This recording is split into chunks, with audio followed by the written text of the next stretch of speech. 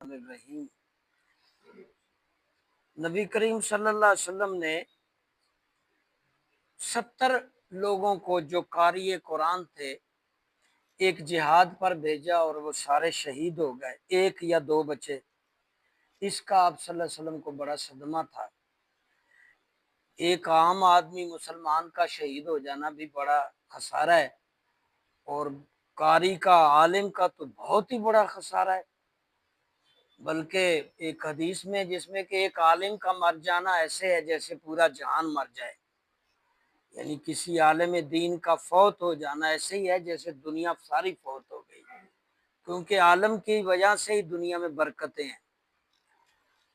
تو حضور صلی اللہ علیہ وسلم نے ان 70 قرہ حضرات، 70 علماء قاری صحابہ جو شہید ہوئے، جنہوں نے شہید کیے تھے، ان کے لیے جناب 40 دن بد دعا کرتے رہے۔ 40 دن۔ اس سے پتہ چلتا ہے کہ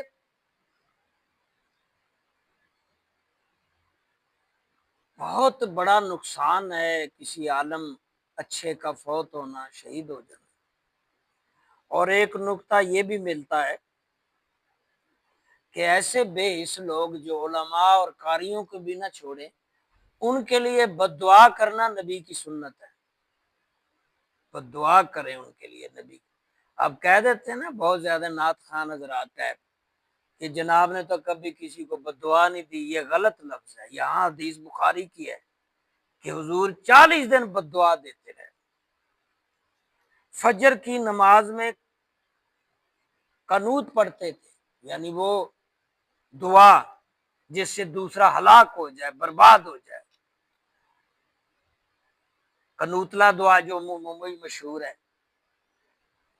کہ کسی کی بربادی کی دعا، کسی کو نقصان پہنچانے کی دعا۔ تو حضور 40 دن فجر کی نماز میں جنہوں نے یہ قرہ علماء شہید کیے تھے، ان کے لیے 40 دن بد دعائیں کرتے رہے، صبح قنوت بھی پڑھتے رہے۔ اور اسی حدیث میں لکھا ہے کہ جبریل علیہ السلام حضور صلی اللہ علیہ وسلم کے پاس آئے تو آپ نے ان قاریوں کی حالت پوچھی جو شہید ہوئے تھے کہ ان کے ساتھ کیا حال ہے۔ تو وہ جبریل علیہ السلام نے کہا کہ وہ اپنے مالک کے پاس چلے گئے ہیں، وہ بھی خوش ہیں، ان کا مالک بھی خوش ہے، یعنی اللہ بھی راضی ہے ان پہ کہ وہ اپنا جسم اللہ کی راہ میں شہید کرا کے آئے۔ اللہ راضی ہے ان پہ، اور وہ اللہ پہ راضی ہیں کیونکہ اللہ نے ان کے لیے وہاں جو انعام رکھا ہے۔ تو یہاں ایک اور حدیث جو یہاں موجود ہے جس میں فرمایا نبی صلی اللہ علیہ وسلم نے کہ جو عالم فوت ہو جائے تو اس کی وہ جگہیں جہاں وہ بیٹھتے تھے، جہاں سے گزرتے تھے، جہاں سے ان کا واسطہ تھا، وہ جگہیں بھی اداس ہو جاتی ہیں، کسی اور بندے کے لیے نہیں۔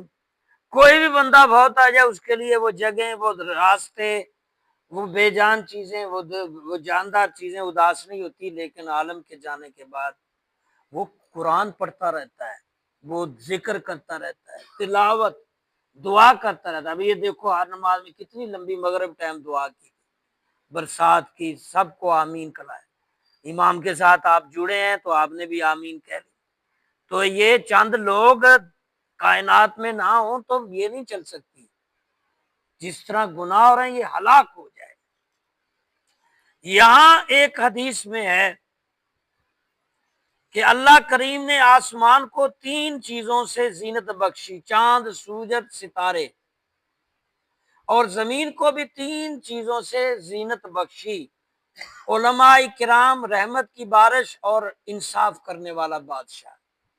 یعنی جہاں انصاف کرنے والا بادشاہ ہو، جس دھرتی میں، جس شہر میں، جس ملک میں انصاف کرنے والا بادشاہ اور عالم ہو اور رحمت کی بارش برستی ہو، وہ خوشحال ہے۔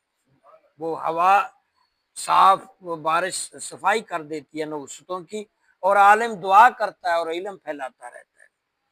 یہاں تک کہ عالم کی ذات، عالم کی شان میں فرمایا جس نے عالم کی زیارت کی گویا اس نے نبی کی زیارت کی، جس نے عالم کے ساتھ ہاتھ ملایا اس نے نبی سے ملایا، جو عالم کے پاس بیٹھا اس نے نبی کے پاس بیٹھنے کی سعادت حاصل کر لی، لہذا قیامت کے دن اللہ ان کو نبیوں کا ہم نشین بنائے گا۔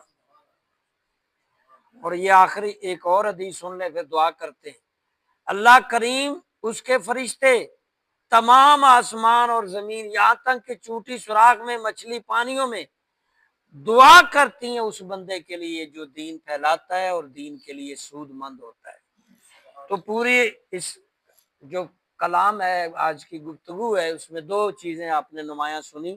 عالم کی بڑی فضیلت ہے، اس کی بہت عزت ہے، اللہ بھی کرتا ہے اس کی کائنات، آپ کو بھی کرنی چاہیے اور عالم بننے کی کوشش کرنی چاہیے، اور جو بنے ہیں ان کی عزت۔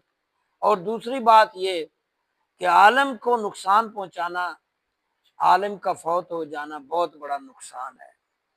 من عاد لی ولیا فقد اذنت للحرب، اللہ نے کہا کہ جو میرے بندوں سے لڑائی لیتا ہے وہ اللہ سے لڑائی لیتا ہے، اللہ اس کے ساتھ لڑائی کرے گا جو اللہ کے بندوں کے ساتھ ہے۔ نیک بندوں، عالم نیک بندے ہوتے ہیں۔ تو اللہ تبارک و تعالی ہمیں عمل کی توفیق دے۔